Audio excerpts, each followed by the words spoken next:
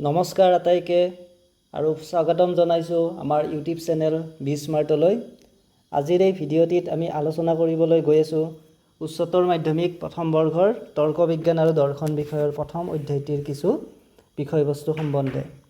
আমাৰ প্ৰথম অধ্যায়ত থকা বিষয়বস্তুসমূহৰ ভিতৰত আছে তৰ্ক বিজ্ঞান কি আৰু ইয়াৰ বুৎপত্তিগত অৰ্থ। দ্বিতীয়তে আছে তৰ্ক বিজ্ঞানৰ প্ৰকৃতি। তাৰপিছতে আছে তৰ্ক বিজ্ঞানৰ পৰিসৰ। নেক্সট আছে তৰ্ক বিজ্ঞান অধ্যয়নৰ উপযোগিতা আৰু একেবাৰে শেষত আছে প্ৰাচীন বা পৰম্পৰাগত তৰ্ক বিজ্ঞান আৰু আধুনিক তৰ্ক বিজ্ঞানৰ মাজত থকা পাৰ্থক্য। এতিয়া আমি এই ভিডিঅ'টিত আলোচনা কৰিম তৰ্ক বিজ্ঞানৰ বুৎপত্তিগত অৰ্থ আৰু তৰ্ক বিজ্ঞানৰ প্ৰকৃতি বা বৈশিষ্ট্য সম্বন্ধে। আৰু এই ভিডিঅ'টিৰ শেষৰ ফালে এই বিষয়বস্তু দুটাৰ লগত জড়িত কেইটামান MCQ আলোচনা কৰা হৈছে, গতিকে সকলোকে ভিডিঅ'টো শেষলৈকে চাবলৈ আহ্বান জনালোঁ। বিষয়বস্তুসমূহৰ তালিকাখনত প্ৰথমতে আছে তৰ্ক বিজ্ঞানৰ বুৎপত্তিগত অৰ্থ কি। আমি আচলতে তৰ্ক বিজ্ঞান বুলিলে কি বুজোঁ বা লজিক মানে কি। লজিক মানে কি বুজাৰ আগতে আমি এই লজিক শব্দটো বা তৰ্ক বিজ্ঞান শব্দটো ক'ৰ পৰা কেনেকৈ আহিল আমি যদি চাওঁ, তেতিয়াহ'লে আমি এই ধৰণে পাওঁ যে তৰ্ক বিজ্ঞানৰ যিটো ইংৰাজী শব্দ লজিক, এই লজিক শব্দটো আহিছে গ্ৰীক ভাষাৰ লজিকে শব্দৰ পৰা। আৰু এই লজিকে শব্দটো হৈছে গ্ৰীক ভাষাৰ এটা বিশেষণ পদ আৰু ইয়াৰ যিটো বিশেষ্য পদৰ আৰ্হি সেইটো হৈছে লগোছ। আৰু এই লগোছ শব্দটোৰ অৰ্থ হৈছে ভাষাত প্ৰকাশিত চিন্তা, অৰ্থাৎ তৰ্ক বিজ্ঞান হৈছে ভাষাত প্ৰকাশিত চিন্তাৰ বিজ্ঞান। গতিকে আমি বুৎপত্তিগত অৰ্থৰ ফালৰ পৰা গম পালোঁ কি যে তৰ্ক বিজ্ঞানৰ যিটো ইংৰাজী নাম লজিক, এই লজিক শব্দটো আহিছে এটা গ্ৰীক ভাষাৰ এটা শব্দৰ পৰা, সেই শব্দটো হৈছে লজিকে। আৰু এই লজিকে শব্দটো আহিছে আকৌ লগোছ শব্দটোৰ পৰা। আৰু এই লগোছ আৰু লজিকে শব্দ দুটা হৈছে এটা বিশেষ্য পদ আৰু আনটো হৈছে বিশেষণ। আৰু এই লগোছ শব্দটোৰ মিনিংটো হৈছে ভাষাত প্ৰকাশিত চিন্তা। গতিকে আমি বুৎপত্তিগত অৰ্থৰ ফালৰ পৰা ইয়াকে ক'ব পাৰোঁ কি যে তৰ্ক বিজ্ঞান হৈছে ভাষাত প্ৰকাশিত চিন্তাৰ বিজ্ঞান। তৰ্ক বিজ্ঞান হৈছে বিজ্ঞান, কিহৰ বিজ্ঞান? ভাষাত প্ৰকাশিত চিন্তাৰ বিজ্ঞান, অৰ্থাৎ ই চিন্তা সম্পৰ্কীয় এক বিজ্ঞান। কিন্তু এই চিন্তা শব্দটো অতি ব্যাপক, ইয়াৰ অৰ্থ অতি ব্যাপক। চিন্তা বুলি ক'লে স্মৃতিক বুজায়, চিন্তা বুলি ক'লে কল্পনাক বুজায়, চিন্তা বুলি ক'লে অনুমানক বুজায়। কিন্তু তৰ্ক বিজ্ঞানত এই চিন্তা শব্দটো অনুমান অৰ্থতে গ্ৰহণ কৰা হৈছে, অৰ্থাৎ তৰ্ক বিজ্ঞানক আমি অনুমানৰ বিজ্ঞানহে বুলি ক'ম। গতিকে তৰ্ক বিজ্ঞানে অনুমান বা চিন্তাৰ বিষয়ে আলোচনা কৰে। এতিয়া যদি আমি আহোঁ অনুমান কি হয় আচলতে, যে এই অনুমান শব্দটো দুটা শব্দৰ সংমিশ্ৰণ, এটা হৈছে অনু আৰু আনটো হৈছে মান। অনু মানে হৈছে পিছত আৰু মান মানে হৈছে জ্ঞান, অৰ্থাৎ যি জ্ঞান অন্য জ্ঞানৰ পিছত লাভ কৰা যায় তাকে অনুমান বুলি ক'ব পাৰি। যিহেতু অনুমান শব্দটোৰ অৰ্থ হৈছে পিছত আৰু জ্ঞান, গতিকে আমি ক'ব পাৰোঁ যে অনুমান হৈছে এনে এক জ্ঞান যিটো জ্ঞান অন্য কোনো জ্ঞানৰ পিছত আমি লাভ কৰোঁ। অৰ্থাৎ অনুমানৰ ক্ষেত্ৰত আমি সদায় কোনো জ্ঞাত বিষয়ৰ পৰা অজ্ঞাত বিষয়ৰ জ্ঞানত উপনীত হওঁ। যে অনুমানৰ ক্ষেত্ৰত আমি কিবা এটা দেখা ঘটনাৰ পৰা বা দেখা বিষয়ৰ পৰা আমি এটা নেদেখা বা অজ্ঞাত বিষয়ৰ জ্ঞানত উপনীত হওঁ। যেনে আমি ক'ৰবাত যদি আমি ধোঁৱা ওলাই থকা দেখোঁ, তেতিয়াহ'লে আমি অনুমান কৰোঁ যে তাত জুই আছে। গতিকে এই ধোঁৱা হৈছে এটা জ্ঞাত বা দেখা বিষয় আৰু জুই হৈছে অজ্ঞাত বা নেদেখা বিষয়। গতিকে এইদৰে আমি দেখাৰ পৰা নেদেখালৈ যোৱা প্ৰক্ৰিয়াটোকে অনুমান বুলি আমি কওঁ। গতিকে আমি অনুমানৰ এটা সংজ্ঞা আমি দিব পাৰোঁ এই ধৰণে যে অনুমান হৈছে এনে এক প্ৰক্ৰিয়া, ই এক মানসিক প্ৰক্ৰিয়া য'ত আমি জ্ঞাত সত্যৰ পৰা অজ্ঞাত সত্যত উপনীত হওঁ। গতিকে যি মানসিক প্ৰক্ৰিয়াৰ দ্বাৰা আমি জ্ঞাত সত্যৰ পৰা বা দেখা ঘটনাৰ পৰা অজ্ঞাত সত্যত বা নেদেখা ঘটনাত উপনীত হওঁ তাকে কোৱা হয় অনুমান। আৰু এই অনুমানক যেতিয়া ভাষাৰ মাধ্যমত প্ৰকাশ কৰা হয় তেতিয়া তাক যুক্তি বুলি কোৱা হয়। গতিকে এইটো মনত ৰাখিবলগীয়া বিষয় যে অনুমানক, অৰ্থাৎ এই অনুমানটো যেতিয়া আমি ভাষাত লিখি দিম তেতিয়া তাক আমি যুক্তি বুলিও ক'ম।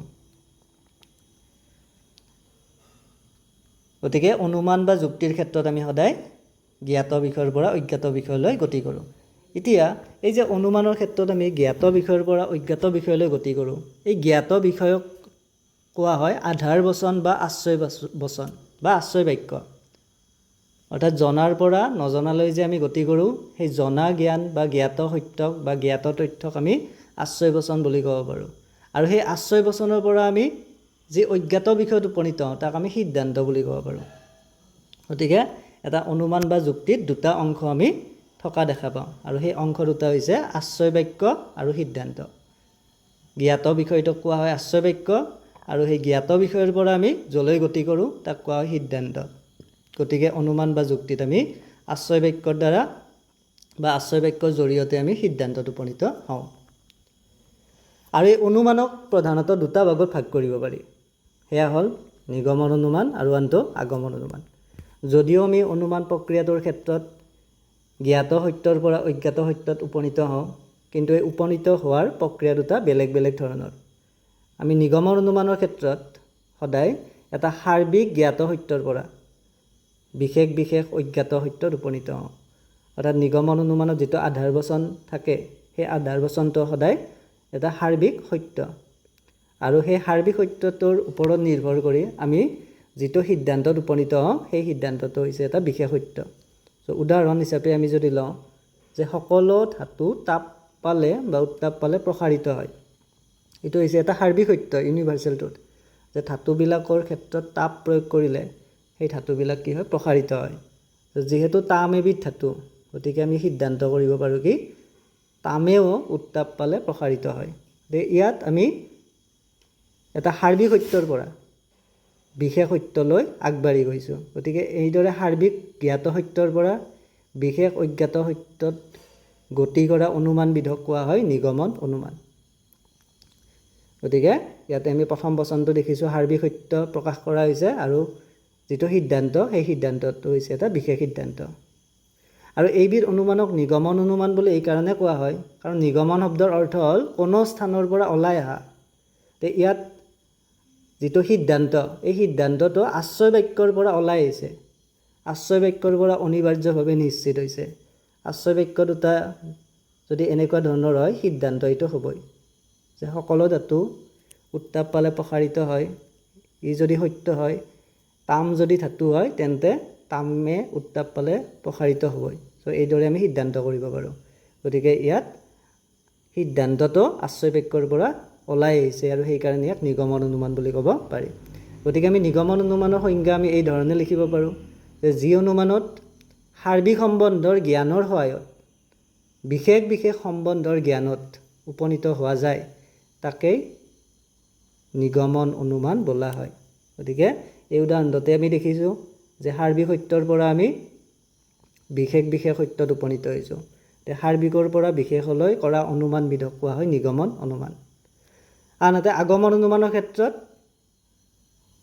কোনো বিশেষ বিশেষ জ্ঞাত সত্যৰ পৰা সাৰ্বিক সিদ্ধান্তত উপনীত হোৱা যায় অৰ্থাৎ নিগমন অনুমানৰ ঠিক বিপৰীত অনুমানবিধে হৈছে আগমন অনুমান নিগমনত যেনেকৈ আমি সাৰ্বিকৰ পৰা বিশেষলৈ গৈছিলোঁ বা বিশেষলৈ যাওঁ আগমনত আকৌ আমি বিশেষৰ পৰা সাৰ্বিকলৈ যাওঁ উদাহৰণস্বৰূপে ধৰা যদি আমি এটা উদাহৰণ আমি এনেকুৱা ধৰণে লওঁ যে গুৱাহাটীত দেখা কাউৰীবোৰ ক'লা যোৰহাটত দেখা কাউৰীবোৰো ক'লা ডিব্ৰুগড়ত দেখা কাউৰীবোৰো ক'লা গতিকে এই বিশেষ বিশেষ তথ্যকেইটাৰ সহায়ত আমি এটা সিদ্ধান্তত উপনীত হ'ব পাৰোঁ যে সকলো কাউৰী হয় ক'লা এইটো হৈছে এটা সাৰ্বিক সিদ্ধান্ত আৰু এই সাৰ্বিক সিদ্ধান্তটো প্ৰতিষ্ঠা কৰা হৈছে এই বাক্যকেইটাৰ সহায়ত এই আশ্ৰয় বাক্যকেইটাৰ সহায়ত এই আশ্ৰয় বাক্যকেইটাৰ ওপৰত নিৰ্ভৰ কৰি আমি এই সাৰ্বিক সিদ্ধান্তটো প্ৰতিষ্ঠা কৰিছোঁ এইদৰে বিশেষ বিশেষ তথ্যৰ পৰা বা বিশেষ বিশেষ জ্ঞাত সত্যৰ পৰা সাৰ্বিক সিদ্ধান্তত উপনীত হোৱা অনুমানবিধক কোৱা হয় আগমন অনুমান আৰু এই অনুমানবিধক আগমন বুলি এইকাৰণে কোৱা হয় যে ইয়াত সদায় আমি আগুৱাই যাওঁ বা আগবাঢ়ি যাওঁ কমৰ পৰা আমি বেছিলৈ গতি কৰোঁ গতিকে আমি আগমন অনুমানৰ ডেফিনেশ্যনটো আমি এই ধৰণে দিব পাৰোঁ যে যি অনুমানত বিশেষ বিশেষ সম্বন্ধৰ জ্ঞানৰ সহায়ত সাৰ্বিক সম্বন্ধৰ জ্ঞানত উপনীত হোৱা যায় তাকে কোৱা হয় আগমন অনুমান গতিকে আমি এইটোৱে বুজিলোঁ যে অনুমান মানে হ'ল কোনো দেখা বিষয়ৰ পৰা নেদেখা বিষয়লৈ গতি কৰা এক মানসিক প্ৰক্ৰিয়া আৰু এই মানসিক প্ৰক্ৰিয়াটো দুই ধৰণৰ হয় কেতিয়াবা আমি সাৰ্বিক দেখা বিষয়ৰ পৰা বিশেষ নেদেখা বিষয়লৈ গতি কৰোঁ তেতিয়া সেই অনুমানবিধক কোৱা হয় নিগমন অনুমান আৰু কেতিয়াবা আকৌ বিশেষ দেখা তথ্যৰ পৰা আমি সাৰ্বিক নেদেখা তথ্যলৈ আমি গতি কৰোঁ আৰু সেই অনুমানটোক কোৱা হয় আগমন অনুমান আৰু এই অনুমানেই হৈছে তৰ্ক বিজ্ঞানৰ প্ৰধান আলোচনাৰ বিষয়বস্তু আৰু এই প্ৰশ্নটো কেতিয়াবা পৰীক্ষাত অহা আমি দেখা পাওঁ যে তৰ্ক বিজ্ঞানৰ প্ৰধান আলোচনাৰ বিষয়বস্তু কি তেতিয়া আমি লিখিম কি অনুমান বা যুক্তি এতিয়া আহিছোঁ আমি নেক্সট বিষয়বস্তুৰ মাজলৈ সেইটো হৈছে তৰ্ক বিজ্ঞানৰ প্ৰকৃতি বা বৈশিষ্ট্য বা স্বৰূপ তৰ্ক বিজ্ঞানৰ স্বৰূপ বা প্ৰকৃতি বা বৈশিষ্ট্য কি বুজিবলৈ হ'লে আমি তলত উল্লেখ কৰা দিশসমূহ চালেই যথেষ্ট তে প্ৰথম বৈশিষ্ট্যটোত আছে তৰ্ক বিজ্ঞান পৰোক্ষ জ্ঞানৰ লগত জড়িত প্ৰত্যক্ষ জ্ঞানৰ লগত নহয় যে ইয়াতে যি জ্ঞানৰ কথা কোৱা হৈছে জ্ঞান বুলি ক'লে আমি কি বুজো জ্ঞান বুলি ক'লে আমি বুজো কি যে যেতিয়া কোনো বস্তু সম্বন্ধে আমাৰ মনত ধাৰণা উদয় হয় আৰু সেই ধাৰণাটো যদি বাহ্যিক জগতৰ বস্তুৰ লগত মিলে বা সাদৃশ্য থাকে তেতিয়া তাকে জ্ঞান বুলি কোৱা হয় ধৰা গছ সম্পৰ্কে আমাৰ মনত এটা ধাৰণা আছে আৰু সেই ধাৰণাটো যদি বাহ্যিক জগতত থকা গছজোপাৰ লগত সাদৃশ্য থাকে তেতিয়াহ'লে তাকে আমি জ্ঞান বুলি কওঁ আৰু এই জ্ঞানক দুটা ভাগত ভাগ কৰিব পাৰি সেই ভাগ দুটা হৈছে প্ৰত্যক্ষ জ্ঞান আৰু পৰোক্ষ জ্ঞান প্ৰত্যক্ষ জ্ঞান কি যে যিটো জ্ঞান কোনো জ্ঞানৰ সহায় নোলোৱাকৈ পোনপটীয়াভাৱে লাভ কৰিব পাৰি তাকে কোৱা হয় প্ৰত্যক্ষ জ্ঞান প্ৰত্যক্ষ জ্ঞান বুলি ক'লে বুজো কি যাক লাভ কৰিবলৈ কাৰো সহায় ল'ব লগা নহয় আমি ডাইৰেক্ট যিটো আমি জ্ঞান পাওঁ আমাৰ ইন্দ্ৰিয়সমূহৰ দ্বাৰা আমি যি জ্ঞান পাওঁ সেই জ্ঞানবিলাকক আমি প্ৰত্যক্ষ জ্ঞান বুলি ক'ব পাৰোঁ ধৰা আমি চকুৰে কিবা এটা বস্তুৰ আকৃতি বিস্তৃতি আয়তন আদি দেখিছোঁ আৰু সেই জ্ঞানটো হ'ব এটা প্ৰত্যক্ষ জ্ঞান আনহাতে জীৱৰ জ্ঞান আন কোনো জ্ঞানৰ মাধ্যমত লাভ কৰা যায় তাক কোৱা হয় পৰোক্ষ জ্ঞান গতিকে বেলেগৰ দ্বাৰা যেতিয়া আমি কিবা এটা তথ্য আমি লাভ কৰিম তেতিয়া সেই জ্ঞানবিধক কোৱা হ'ব পৰোক্ষ জ্ঞান যেনে অনুমান শব্দ আদিৰ দ্বাৰা লাভ কৰা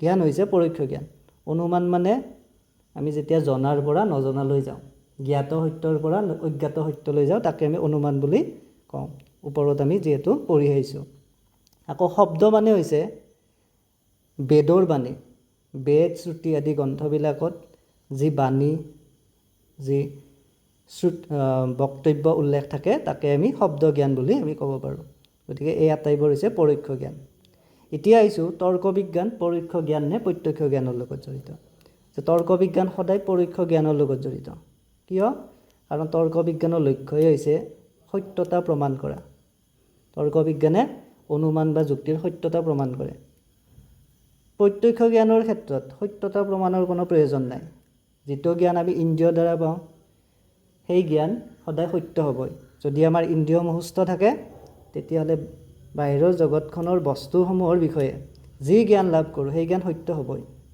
কিন্তু পৰোক্ষ জ্ঞানৰ ক্ষেত্ৰত অৰ্থাৎ অনুমান বা শব্দ আদিৰ দ্বাৰা যেতিয়া আমি জ্ঞান লাভ কৰোঁ সেই জ্ঞান ভুল হোৱাৰ সম্ভাৱনা থাকে যিহেতু পৰোক্ষ যিহেতু বেলেগৰ দ্বাৰা আমি লাভ কৰিছোঁ গতিকে এইবিলাক জ্ঞানৰ ক্ষেত্ৰত অৰ্থাৎ পৰোক্ষ জ্ঞানৰ ক্ষেত্ৰত সত্যতা প্ৰমাণৰ প্ৰশ্নটো উত্থাপিত হয় যে এনেবিলাক জ্ঞান সঁচা নে মিছা আমি প্ৰমাণ কৰিব লগা হয় আৰু তৰ্ক বিজ্ঞানৰ প্ৰধান আলোচ্য বিষয়বস্তু যিহেতু অনুমান গতিকে তৰ্ক বিজ্ঞান সদায় পৰোক্ষ জ্ঞানৰ লগতে জড়িত গতিকে আমি তৰ্ক বিজ্ঞানৰ প্ৰথম বৈশিষ্ট্য বা প্ৰকৃতি এই বুলি পালোঁ যে তৰ্ক বিজ্ঞান সদায় পৰোক্ষ জ্ঞানৰ লগত জড়িত এই প্ৰত্যক্ষ জ্ঞানৰ লগত জড়িত নহয় দ্বিতীয়তে আছে তৰ্ক বিজ্ঞান আকাৰগত আৰু বস্তুগত উভয় সত্যতাৰ লগত জড়িত তৰ্ক বিজ্ঞানৰ লক্ষ্যই হ'ল অনুমানৰ দ্বাৰা লাভ কৰা জ্ঞানৰ সত্যতা প্ৰমাণ কৰা যে অনুমানৰ দ্বাৰা আমি যি জ্ঞান লাভ কৰোঁ অৰ্থাৎ জনাৰ পৰা বা জ্ঞাত সত্যৰ পৰা আমি অজ্ঞাত সত্যলৈ আহোঁতে আমি যিটো জ্ঞান পাওঁ সেই জ্ঞানটো সত্য নে অসত্য প্ৰমাণ কৰাটোৱে হৈছে তৰ্ক বিজ্ঞানৰ লক্ষ্য আৰু এই সত্যতা দুই ধৰণৰ হয় সেয়া হ'ল আকাৰগত সত্যতা আৰু আনটো হৈছে বস্তুগত সত্যতা। এতিয়া আহিছোঁ আকাৰগত সত্যতা বুলিলে আমি কি বুজোঁ? যে যেতিয়া আমি কোনো বস্তুৰ বিষয়ে চিন্তা কৰোঁ আৰু সেই চিন্তা যদি নিজে নিজেই সংগতিপূৰ্ণ হয় তেতিয়া তাক আকাৰগতভাৱে সত্য বুলিব পাৰি। অৰ্থাৎ কিবা এটা বস্তুৰ বিষয়ে আমি ধাৰণা কৰিলোঁ আৰু সেই ধাৰণাটো নিজে নিজে সংগতিপূৰ্ণ। যেনে গোলাকাৰ বৃত্ত বুলি যদি আমি চিন্তা কৰোঁ ই নিজে নিজে সংগতিপূৰ্ণ, গতিকে ই আকাৰগতভাৱে সত্য হ'ব। কিন্তু গোলাকাৰ ত্ৰিভুজ বুলি যেতিয়া কওঁ তেতিয়া ই সংগতিপূৰ্ণ নহয়, কাৰণ গোলাকাৰ আৰু ত্ৰিভুজ এই কনচেপ্ট দুটা বিসংগতিপূৰ্ণ, গতিকে ই আকাৰগতভাৱে সত্য নহয় বা অসত্য হ'ব। আনহাতে বস্তুগত সত্যতা মানে, বস্তুগত সত্যতা বুলিলে আমি বুজোঁ যে যেতিয়া আমাৰ চিন্তাৰ লগত বাহ্যিক জগতৰ বস্তুৰ মিল থাকে তেতিয়া তেনেকুৱা ধৰণৰ চিন্তাক বস্তুগতভাৱে সত্য বুলিব পাৰি। যেনে আমি যদি কওঁ সোণ হালধীয়া, যে বাস্তৱত থকা সোণ হালধীয়া সোণৰ লগত আমাৰ এই চিন্তাৰ মিল আছে, গতিকে ই বস্তুগতভাৱে সত্য। কিন্তু আমি যদি কওঁ সোণৰ মেকুৰী, তেতিয়া তেনেকুৱা চিন্তা বস্তুগতভাৱে সত্য নহয়। আৰু এই তৰ্ক বিজ্ঞানে এই দুয়োবিধ সত্যতা বিচাৰ কৰে।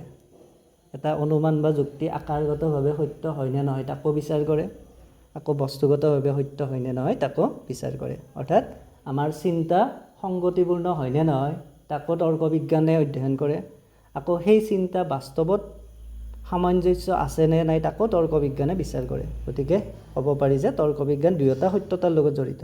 আৰু ইয়াৰ পৰা কেতিয়াবা প্ৰশ্ন অহা আমি দেখা পাওঁ যে তৰ্ক বিজ্ঞান কেৱল আকাৰগত সত্যতাৰ লগত জড়িত নে কেৱল বস্তুগত সত্যতাৰ লগত জড়িত নে উভয় সত্যতাৰ লগত জড়িত? তেতিয়া আমি ক'ম যে উভয় সত্যতাৰ লগত জড়িত। তৃতীয় বৈশিষ্ট্যটোত আছে তৰ্ক বিজ্ঞান বিজ্ঞান আৰু কলা উভয়ে। তৰ্ক বিজ্ঞানক বিজ্ঞানো বুলিব পাৰি, কলাও বুলিব পাৰি। এতিয়া আমি আহিছোঁ বিজ্ঞান আৰু কলা মানে কি? প্ৰকৃতিৰ কোনো এটা নিৰ্দিষ্ট বিভাগ সম্পৰ্কে যুক্তিনিষ্ঠ, প্ৰামাণিক, যথাৰ্থ আৰু সুনিশ্চিত জ্ঞানক বিজ্ঞান বুলি কোৱা হয়। যে বিজ্ঞান বুলি ক'লে আমি কেনেকুৱা ধৰণৰ জ্ঞানক বুজোঁ? যি জ্ঞান যুক্তিনিষ্ঠ, যি যুক্তিৰ ভিত্তিত প্ৰতিষ্ঠিত, যি প্ৰামাণিক, যি যথাৰ্থ, যি সুনিশ্চিত, তেনেকুৱা ধৰণৰ জ্ঞানক আমি বিজ্ঞান বুলি কওঁ। আনহাতে কলা মানে, কলা বিদ্যা হৈছে এনে এক অধ্যয়ন যিয়ে কোনো নিৰ্দিষ্ট উদ্দেশ্য সাধনৰ বাবে কোনো জ্ঞানক ব্যৱহাৰিক ক্ষেত্ৰত প্ৰয়োগ কৰিবৰ বাবে নীতি নিয়মৰ নিৰ্দেশনা দিয়ে। যে কলা বিদ্যা মানে এনে এক বিদ্যা যিয়ে কোনো এটা জ্ঞানক ব্যৱহাৰিক ক্ষেত্ৰত প্ৰয়োগ কৰিব যাওঁতে তাৰ নীতি নিয়মসমূহ আমাক শিকায়। এতিয়া তৰ্ক বিজ্ঞানক কিয় বিজ্ঞান আৰু কলা বুলি কোৱা হয়? তৰ্ক বিজ্ঞানক বিজ্ঞান বুলি কোৱা হয় কাৰণ তৰ্ক বিজ্ঞানে চিন্তা বা অনুমান সম্পৰ্কীয় নীতি নিয়মৰ যুক্তিনিষ্ঠ প্ৰমাণ আৰু প্ৰণালীবদ্ধ জ্ঞান দিয়ে। যিহেতু বিজ্ঞান মানে হৈছে কোনো এটা বিষয়ৰ যুক্তিনিষ্ঠ, প্ৰামাণিক, যথাৰ্থ জ্ঞান, আৰু তৰ্ক বিজ্ঞানেও সদায় চিন্তা বা অনুমানৰ যুক্তিনিষ্ঠ জ্ঞান দিয়ে, যথাৰ্থ জ্ঞান দিয়ে, প্ৰণালীবদ্ধ জ্ঞান দিয়ে, সেইবাবেই বিজ্ঞান।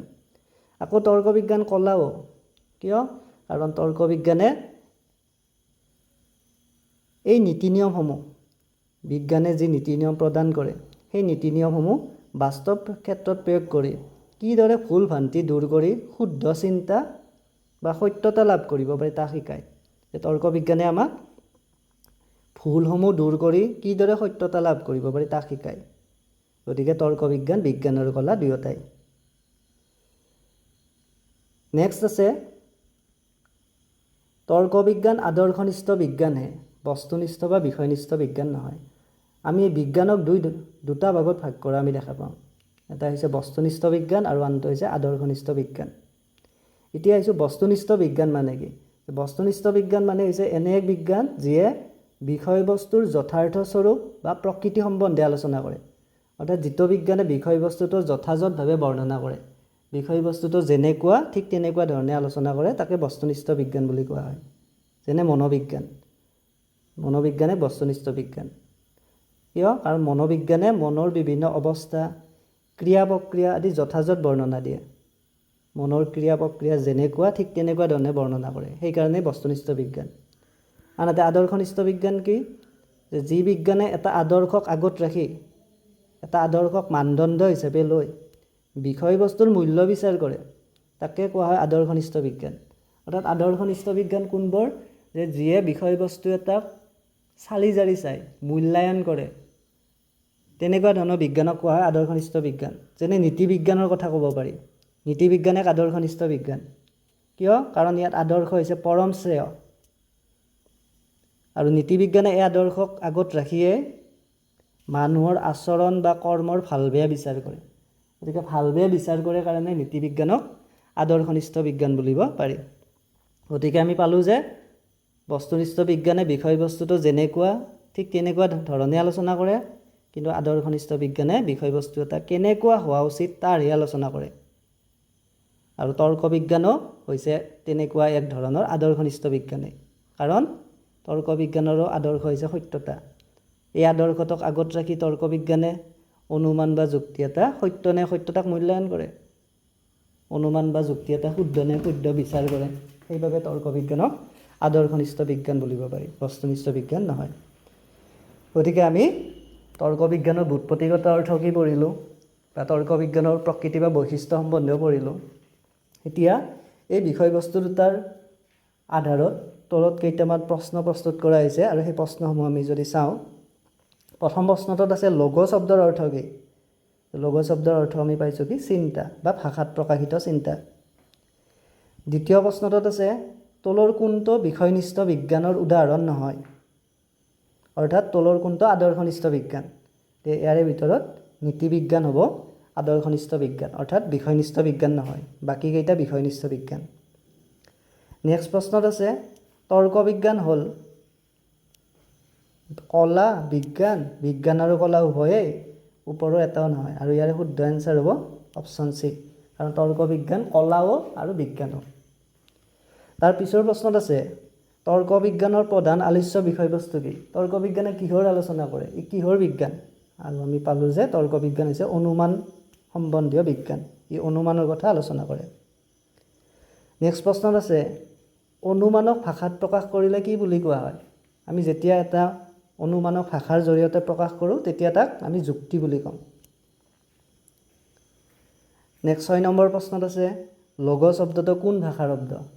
আৰু আমি ইতিমধ্যে পালোঁ যে লঘু শব্দটো গ্ৰীক ভাষাৰ শব্দ, ই ইংৰাজী ভাষাৰ শব্দ নহয়। 7 নম্বৰ প্ৰশ্নত আছে যুক্তিৰ অংশ কেইটা? যে এটা যুক্তি বা অনুমানত যিহেতু আমি জনাৰ পৰা নজনালৈ যাওঁ, সেই জনাৰ পৰা নজনালৈ যোৱা সেই প্ৰক্ৰিয়াটোক আমি যুক্তি বা অনুমান বুলি কওঁ। আৰু এই জনা বিষয়টোক কোৱা হয় আধাৰ বচন বা আশ্ৰয় বচন, আৰু নজনা বিষয়টোক কোৱা হয় সিদ্ধান্ত। গতিকে এটা যুক্তি দুটা অংশ থাকে, আশ্ৰয় বচন আৰু সিদ্ধান্ত। আৰু শেষৰটো প্ৰশ্ন হৈছে তলৰ কোনটো উক্তি শুদ্ধ? আৰু ইয়াতে থকা শুদ্ধ উক্তিটো হৈছে অপশ্যন চি, কিয়নো যিটো চিন্তা বস্তুগতভাৱে সত্য হয় সেইটো আকাৰগতভাৱে সত্য হ'বই। কিবা এটা বস্তু বাস্তৱত আছে মানে তাৰ আকাৰ থাকিবই, আকাৰ নোহোৱাকৈ কোনো বস্তু থাকিব নোৱাৰে।